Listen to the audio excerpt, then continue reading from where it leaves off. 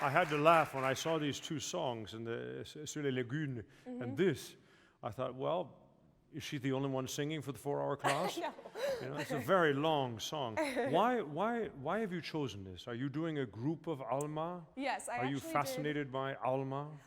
Yes, she's a very interesting woman, very passionate. She was certainly a very interesting woman. Yeah, I actually I did 4 of the 5 songs in this set for my recital just on April 1st. Okay, good for you.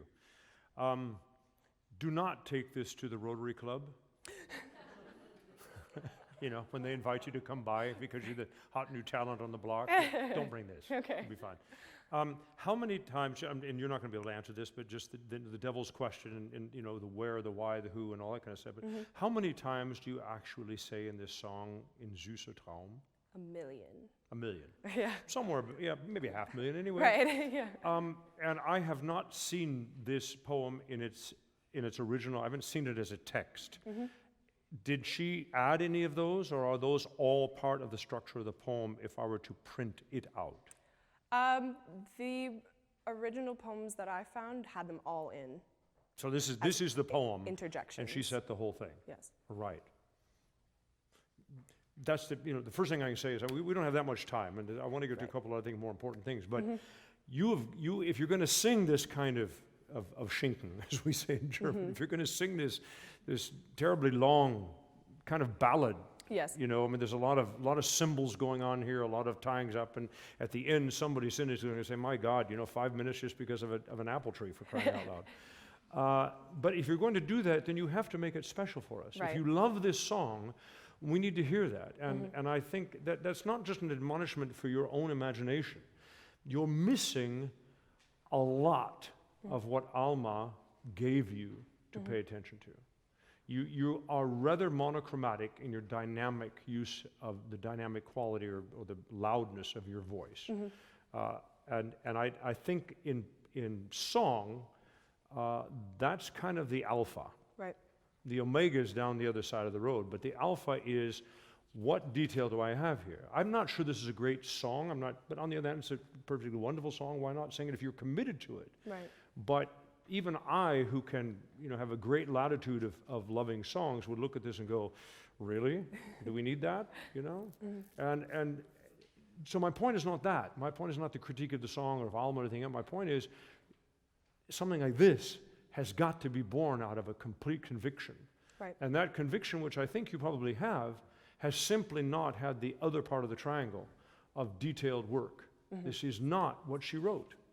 There are very few fortes in this piece. It's mostly piano, imagination, and it's the kind of poem and ballad that works because it feels like it's being invented at the same time it's being sung.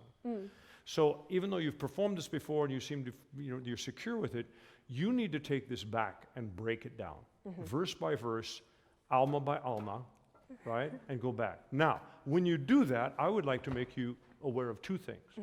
One, you really are not doing yourself any favor by collapsing, right? We don't do that in singing. No. And when we sing soft things, we don't go, oh, really, right?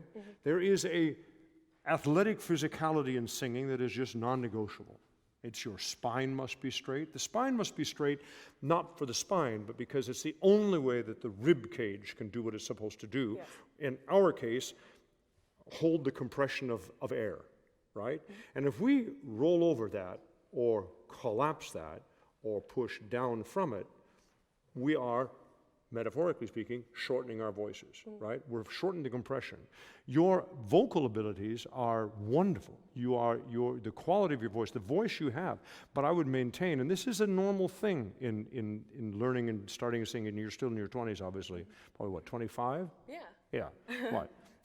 Yeah, hang on. Right. Yeah. Well, the equation from 23 to 27, even not even wider, but let's say there, is the voice more mature than the physicality of how you sing, or are you physically more mature than the voice wants to respond?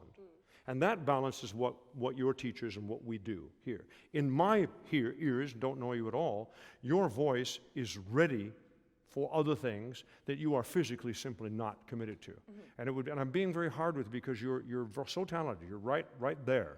So we need to get the shoulders back. We need to get the rib cage. Women must be brave to lift under the arms, right? And it doesn't fit in this stupid society that, this modern Calvin Klein, we're all the same bullshit. It's nonsense. You've got to get rid of that, right? You're a tall, gorgeous girl with a strong, beautiful mezzo voice, and you do not get to say, I hope I don't bother you, right? Is this okay? You're done with that. You're done with that. It's okay. You need to be, as I call it, in the saddle, right? And that, I think, is also awareness. And that is, it's the same thing for the guys and the girls. It's a body thing. It's an athletic thing. I could read you wonderful quotes of wonderful doctors talking about the amazing physicality of singers. Singers are more related to professional athletes than they are librarians, right? Yeah. That probably is going to come out really wrong. And some incredibly athletic librarian is going to hunt me down and beat me to a pulp on the street. I'll take that, you book-hating owl. Did you get my point? I do. Oh, thank you. Yeah, of course. Look, feet down. These are great heels, thank you. No taller. Okay, the only yes. thing that women have to be, you have to be very careful about two things in heels, but period. And that is that the hips need to be down and under. They need to be in your legs, right? In the ground, so that everything else can be buoyant. And there is definitely a feeling of anchor and lift, if I can be so personal, right? And this lift is what gives us the ability to facilitate our imagination to be soft or quiet or imaginative or spooky but if we're trapped in ourselves, there's no way we can sing it except go through there. The only thing I don't like about your singing, and I think it's all about the air, is that you every once in a while you get stuck between singing and speaking, and your voice kind of goes like this, and it's just not necessary. Your voice is too beautiful for that. If we really had time, it would be more fun to go right to the Berlioz and see if we can't get these two worlds to talk to one another. I might ask you to sing a Berlioz phrase just to hear what it is. As you get, and thank you for your patience and thank you for your trust, but as you really trust this, pay attention that this doesn't collapse. This breastbone, right, the sternum, if it collapses, the sides of your ribs are going to collapse. Yes. If you collapse this, you're going to roll over this. And if this rolls over, the next thing to go is your butt. Because the spine says, oh, well, whoa, where are you going? Right? And all of a sudden every valley shall be exalted. And we don't want to do that, right? So really stay in there. Stay firm. You stand still, but you stand uncommitted, in my opinion. I think we can, let's go from the athletic side of this a minute. Let's just see that. Now, again, every vowel we sing has every other vowel. Legato, which means legare, which means to bind. The point of singing is that we sing everything, even the so-called non-voiced consonants. There's nothing non-voiced about them. We emulate speech patterns when we sing. And you want to sing in meines Vaters Garten. Ja. It's an all vowel. Meines Vaters Garten. That's CNN. We don't need that. That's information. Poetry is not information. Poetry is a highly symbolized, structured language made, raison d'être, to implode the imagination. And when we sing, that's what we make audible. So it's not about telling somebody the story. Yes. You know what I mean? Mm-hmm. Okay, that's a lot of information. Let's try the 3 pieces. Okay. Right? Good. Stop. I collapsed. Look at your breath. Exactly.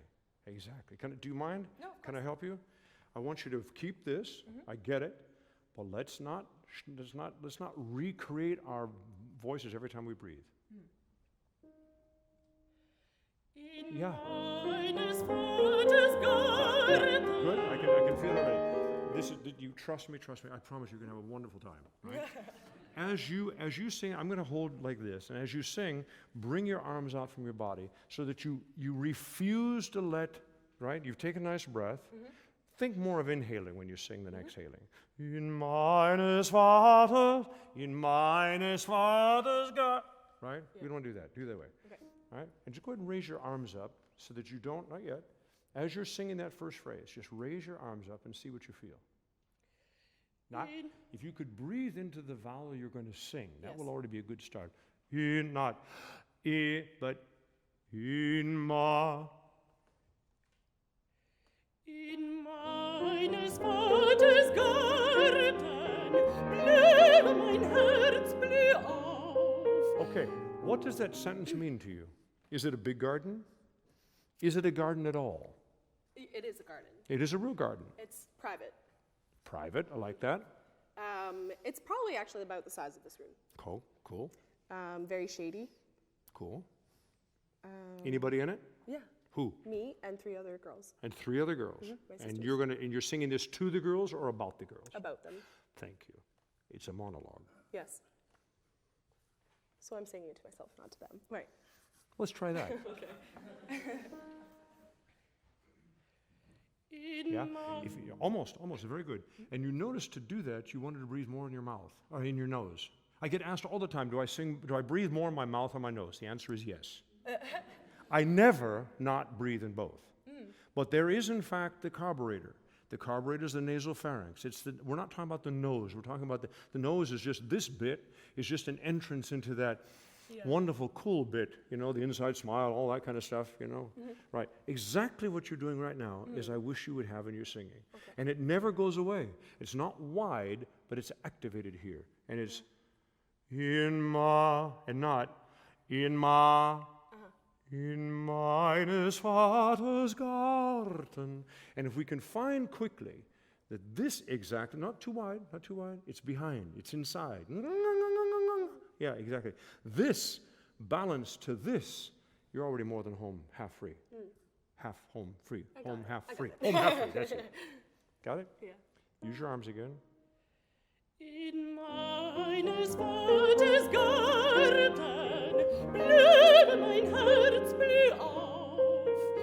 In meines Vaters Garten stand ein Schatten der Apfelbaum, süßer Traum. Okay, now, what are you feeling physically, Wideness. other than being molested in a voice class? A wideness. A wideness? Okay. A wideness, I'd like to get rid of that word, but I get it. Yeah, well, I'm taking it more. Where's the wideness? Maybe here, feeling wide. Does it also Yeah. feel curiously more vertical? Yes, yeah. This is what I'd like you to 'Cause it concentrate on. wasn't I personally don't like to think of anything horizontal in singing, certainly not in pedagogy, but even for myself. I like the cylinder feeling, I like the tube, I like the length of the voice. And sometimes I need to get my own arms flapping to sort of get myself out of that, so we let the voice go. Now, the second thing is if we can start getting this freedom, but your voice is easier and it has this, now I'm starting to understand what your voice sounds like rather than how you're using it. Now I'd like to hear your thoughts. I'd like to hear why she wrote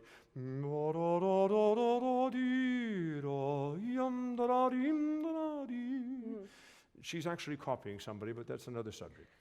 All right? Go ahead.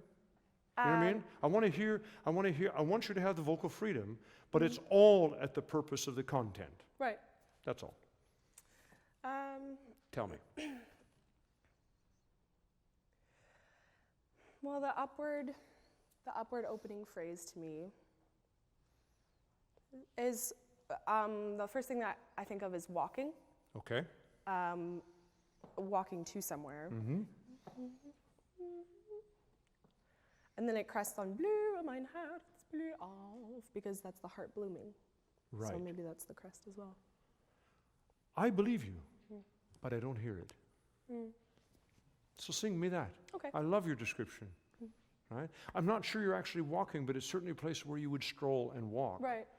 Right? And the metaphor of the garden and the spring and the light and the sun and even though it's shady and the bluing of the heart and yada yada, where we're going to go in this long poem. Wonderful. Sing me that with this physicality. In meines Vaters Garten. Literally train yourself. Literally go back to Ashley and she'll probably yell at me or something. I don't know, it's fine. She's been yelling at me for years. It's fine. I love her. We love each other. But I think that you're physically giving yourself away to something you want to emote. And I just don't think that's a good idea. And when I see you breathe, now we're breathing in the vowel and it's higher, but it's still E, E. And what I think you really want is anchor, anchor, anchor.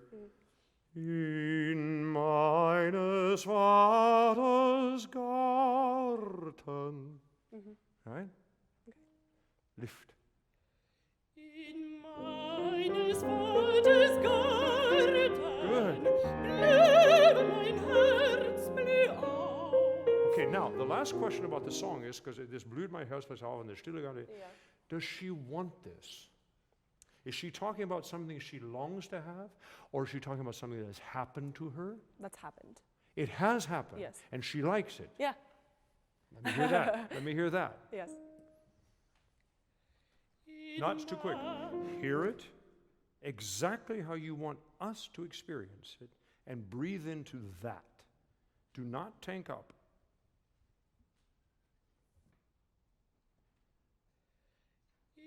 Meines Vaters Garten, blühe mein Herz blüht auf. Stand up. Keep it up. In meines Vaters Garten stand ein Schatten der Apfelbaum. Good. Süßer Traum, Under here. süßer Traum, stand ein Schatten der Apfelbaum. Okay, now I have one question. Is that more fun? Yeah. Do you feel like you're releasing? Yes. Curiously. It's still very challenging for me because I'm Oh, fighting good. so hard to do that. Good. Get some hand weights, little two pounders, you know? Yeah. Work with those a little bit. But it does, like once I start to trust it, it does actually. But I can tell you when you sing like this, right? Even though if we had another half an hour to go farther, now we can go back and talk about what Alma wrote, right? And get into that because your voice is singing you, Right. and I want you to sing your voice, right? I think a voice should be reflective of your thoughts and why you're singing. I don't believe in building voices because that's the fach or that's the sound or something. And that's another subject that I probably don't want to get into today. And being measured as a young singer to get a job in an opera house, most of the time people sitting there are thinking of you that way. I don't know how that works. I only know why people sing what they sing. And you have more imagination than you're letting us experience in your singing. And your voice is very beautiful. And when you sing like this, and that release thing, get addicted to it. If you don't feel better having sung it than before you sang it, you are most certainly on the wrong path. Which is just great news. I mean, that's just great news. I mean, what a wonderful, great, right? So, and I think the more you just physically, athletically tell yourself to stay in that saddle, right? Let your mind be heard through your voice, I think it would be much more fun. And you'll find this song, for all of us, won't seem so interminably long. Right? Thank you for your patience. Yes, thank you very much. Good job. Beautiful.